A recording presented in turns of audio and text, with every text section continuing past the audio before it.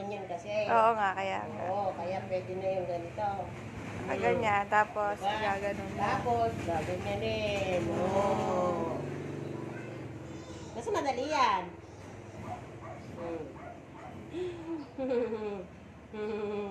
Mamaya, tulog ka na. Ano naman? Ginising ko nang ginising eh. Pati nang madigay dito. Kasarap Ang nga dami eh. niyang ano. Dami niyang nayano sa bunganga niya. Kasarap na ako. Pag... Diyos ko pa, pag kaming dalawa ay nagsasayawan pa kaming dalawa. Rararan.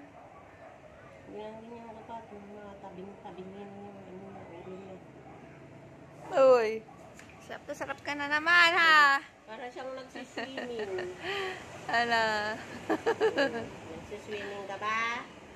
Saan? Sa kandungan ni? Parang walang nararamdaman eh. Yan siya itong baso oh. Mababasag dito to.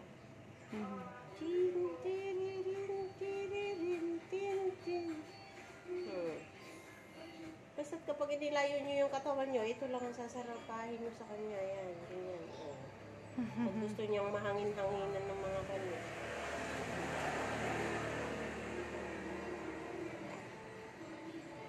Yan naman na siya. Direkta rin yun. Gusto niya rin, ganyan. Mas mahirap nga lang.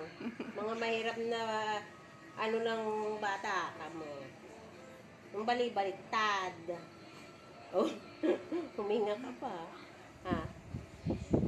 Mamaya, ano ka na? Tulog na manok. Tulog manok sa kanila. Patulog manok ka. Yeah.